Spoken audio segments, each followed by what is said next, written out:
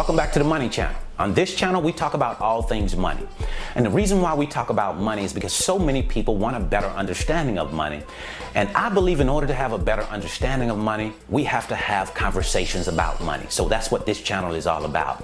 And then when we look at it, who does not want to achieve financial freedom? Have you seen anybody with a list of goals where financial freedom is not in the top 3?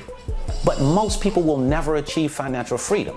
Why is that? Well, I believe it's because we're not intentional enough. We're not specific enough in our activity to achieve financial freedom.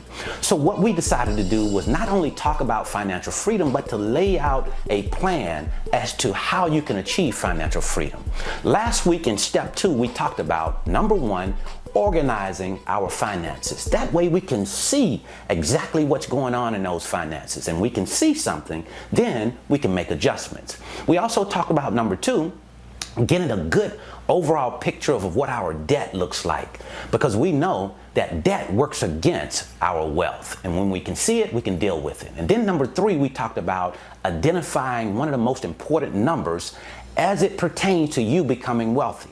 And that's your number, your net worth, your statistics. So when we get that net worth number down and it's in our face, then we can improve that number. But if we don't see it, we can't improve it. So in today's video, step 3 of financial freedom, what I'll discuss with you is number 1, savings. Probably not in the traditional sense, in the way that you're thinking about savings, but what I am going to identify as it pertains to savings is how much money you should be saving, how much money you should start off with.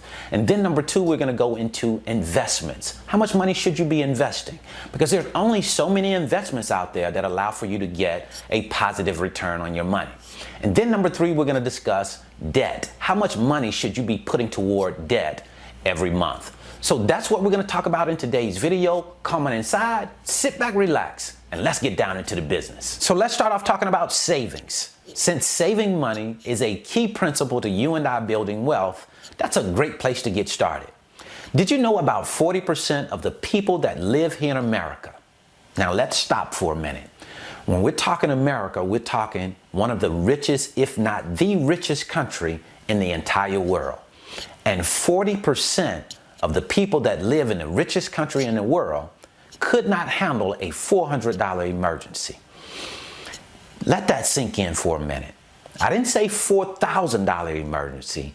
I said $400. And just to be sure you're with me, I'm not talking about going in and borrowing $400 or going in and putting $400 on a credit card. I mean taking care of this emergency out of your pocket or out of your savings account. 40% of the people in America cannot do that.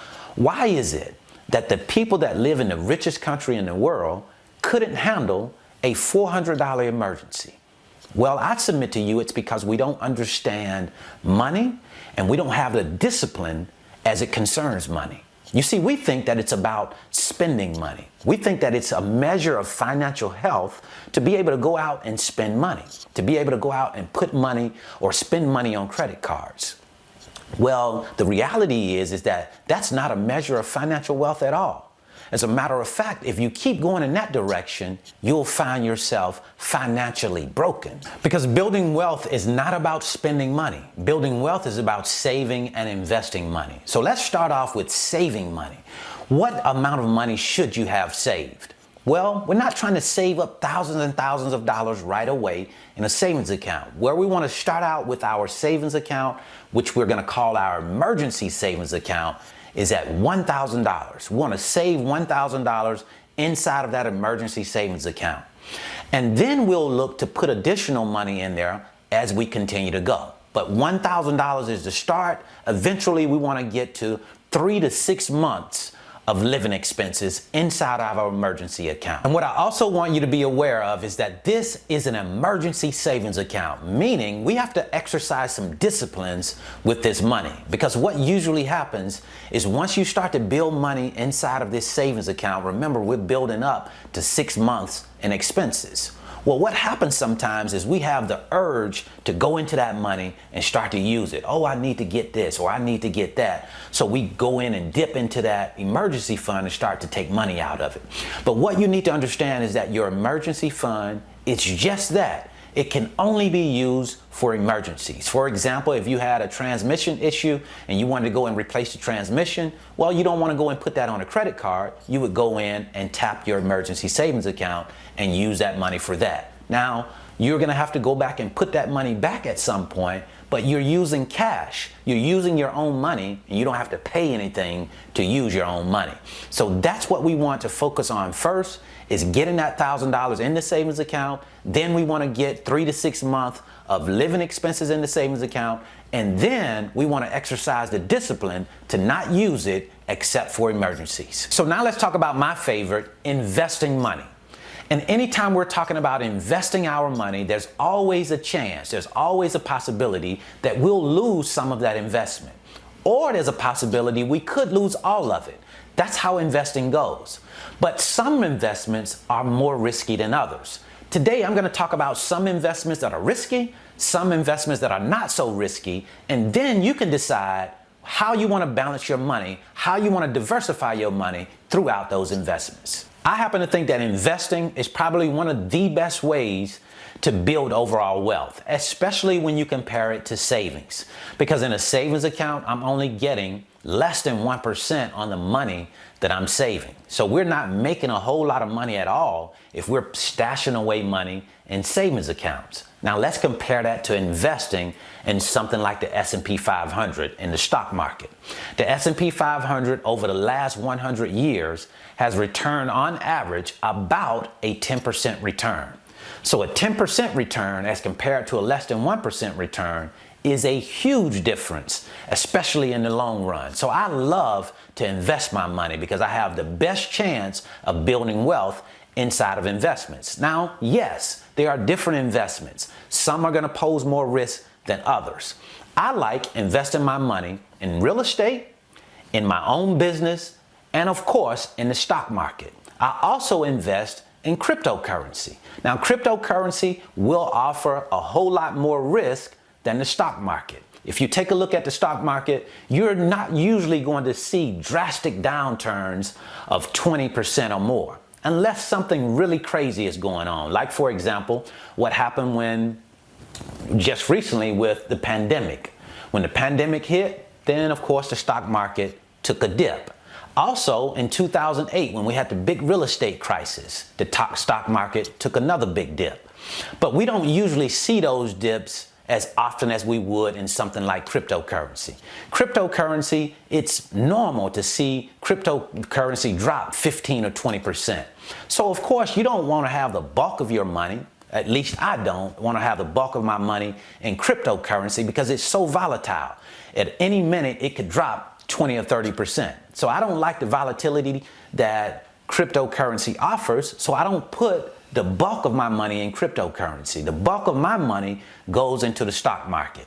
Index funds, those are going to be investments that are going to pose a lot less risk than, say, something like cryptocurrency. NFTs you may have heard of, non-fungible tokens. And what is an index fund? An index fund is a fund that tracks the overall stock market. For example, you have the Dow Jones, you have the S&P 500, and you have the NASDAQ. So let's just say you had an S&P 500 index fund. That fund will track the overall S&P 500. So whatever the S&P 500 is doing, that fund is doing the exact same thing and is getting a return that's very, very similar to the S&P 500.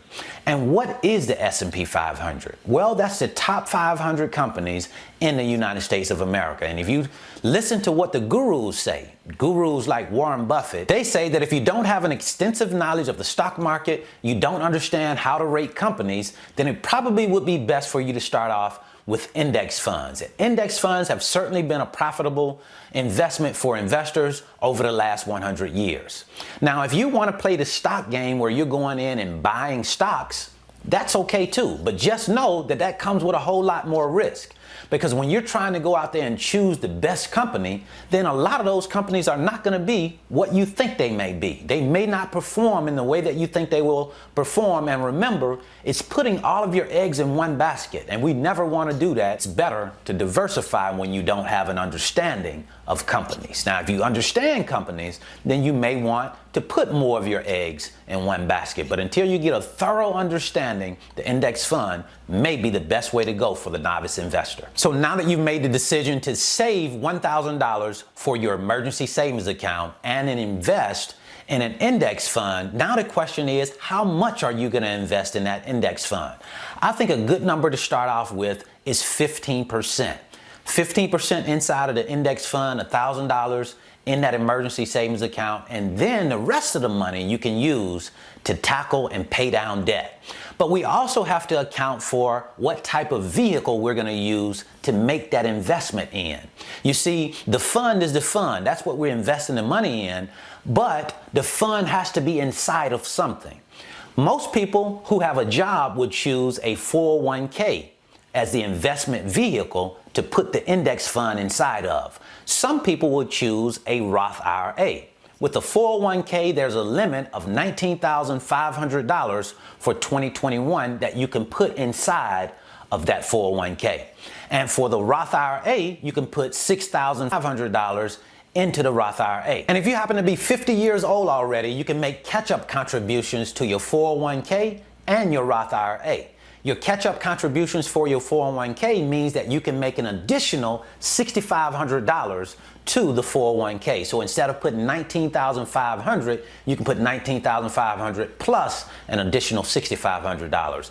And on the Roth IRA side, the catch-up contribution is $1,000. So instead of putting $6,000 into your Roth IRA, you can now put $7,000 if you happen to be 50 years or older. And I don't want you to think this is about choosing the 401k over the Roth IRA or vice versa. You can use both of these accounts. There's just an annual limit on both accounts. You can only put so much money into the 401k and so much into the Roth IRA. We've already explained what those limits are depending on your ages. But I think it's a great idea to have as much money as you possibly can inside of these tax sheltered accounts, because there are tax benefits of being in these accounts. Last but not least, once we've fully funded our emergency fund with that $1,000, and then we've invested 15% of our income into investments like the 401k, the Roth IRA, or the traditional IRA, or a combination of all of those, then we're going to turn our attention to paying down debt, getting rid of debt. And once we're rid of the debt, then we can turn our focus to putting all of our money toward what we want to put it toward. We can maximize those 401ks, those Roth IRAs now, instead of just putting the 15% in them. So that's what I wanted to share with you today. I certainly hope this information has been helpful. Let's continue to have these conversations about money so we develop a better understanding of money and become more money savvy. So until the next time, I wish you the very best in your life and business. See you at the top, because the bottom is much too crowded.